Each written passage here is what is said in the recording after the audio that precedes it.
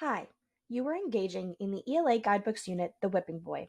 The purpose of this video is to help you better understand how people in the Middle Ages spoke differently from people today. This will help you better understand the characters and events as you engage in the guidebook text, The Whipping Boy, which is set in the Middle Ages. Be sure to have your handout available and something to write with for the video. If it be true thee travelled backeth in timeth, what if thee understand the people of thy past? If you lived during the Middle Ages, you would have used language that sounded like this. Whither thou goest? I shall be going to the game with me lads. Although this conversation is in English, it probably sounds a lot different than it would today. Instead, we might say, where are you going? And I'm going to the game with my friends. In this video, we are going to take a closer look at some language from the Middle Ages and learn how to interpret it. Understanding how people spoke in the Middle Ages will help you better understand the text, The Whipping Boy. In the Middle Ages, people spoke more formally to communicate with each other. Many common words in the Middle Ages are not used at all in today's speech. Also, some of the most common words we use today sounded different in the Middle Ages. Let's take a look at some examples. Instead of saying no, people said nay. The word the was thee, like, will you pass the paper, please?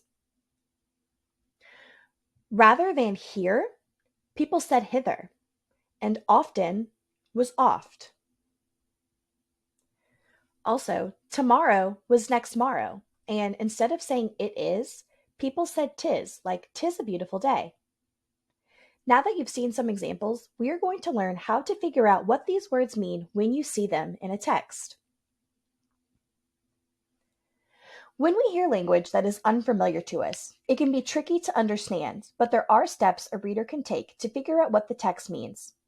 First, identify the words that are unfamiliar. Then, reread the text and try to imagine what is happening by playing the story in your mind. This helps us figure out which word or words we know that might make sense where the unfamiliar words are. Next, we replace the unfamiliar words with other familiar words that make sense. Finally, we read that part of the text again with the new words to see if the sentence makes sense. Let's take the sentence, would thou wanteth to go to the park? I see a few words that I don't know in this text, like thou, wanteth, and thee. I try to think about what the text is saying as I read the sentence. It sounds like someone is asking if I'd like to go to the park. Since wanteth sounds like want and thee sounds like the, I can replace these words with words that I know. Now our sentence says, would thou want to go to the park?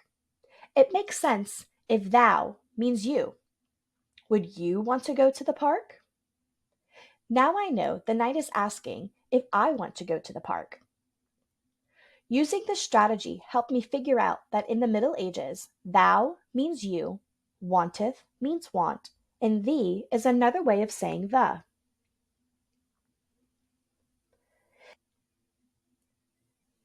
Now you are ready to try a couple of sentences on your own. Replace the bold words from the Middle Ages with words from the word box.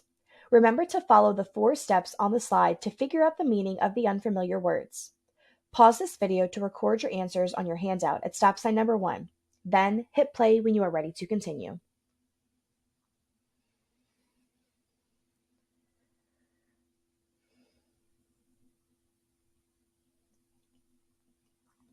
You should have decided that often for oft, the king didn't often go into the fields, and tomorrow for next morrow. I'll see you tomorrow when we return to school.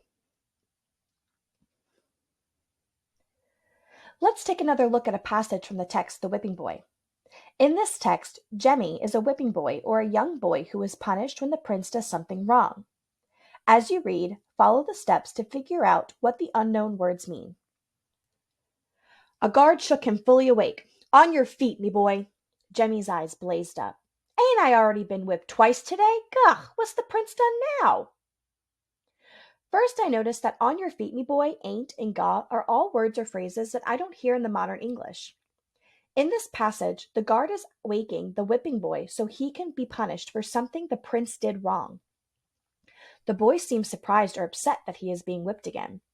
When the guard says, on your feet, me boy, He means for Jemmy to stand up.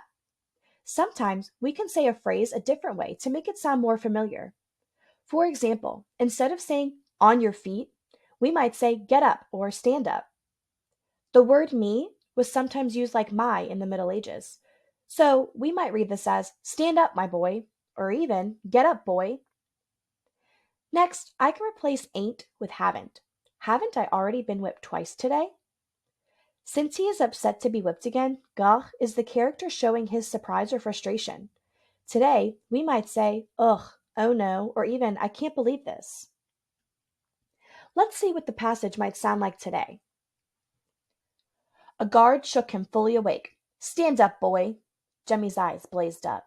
Haven't I already been whipped twice today? Oh no, what's the prince done now? Now you are ready to try on your own. I will read the passage from the upcoming guidebook unit text, The Whipping Boy, and you will write down what familiar words you might replace the bold words with to help the text make sense. Lead it? In this fog? I'd need 2 hands and a lantern to find me own nose.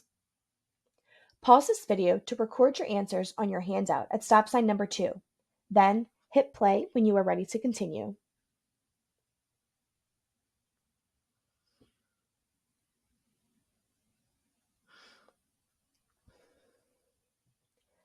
The text is saying that it is very hard to see in the fog. You may have replaced lantern with light. You should have also replaced me with my. Lead it? In this fog? I'd need 2 hands and a light to find my own nose. Sometimes after we follow the steps and replace unfamiliar words with new words, we can change a whole phrase or sentence to make it sound more like today's language. Let's look at this quote from The Whipping Boy. Let's not keep the great folks waitin', lad. When I read, let's not keep the great folks waitin', lad, I wonder who the great folks are. This must mean important people or the royal family because the whipping boy lives in a castle with the prince. In the story The Whipping Boy, a guard calls Jemmy, who is the whipping boy, lad, which is another word for boy. We also notice that sometimes in language from this time period, words we know are written differently. These words are usually the same as we use today, but look slightly different.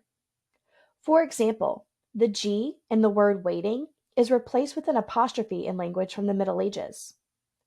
We can change this phrase to make it make sense by thinking about it as, let's not keep the king waiting, boy. Now you are ready to try on your own. Read the passage from the upcoming ELA Guidebooks unit text, The Whipping Boy, and write down how the sentence would be written today. But ain't you afraid of the dark? Everyone knows that. You won't even sleep without a lit candle. Pause this video to record your answers on your handout at stop sign number 3. Then hit play when you are ready to continue.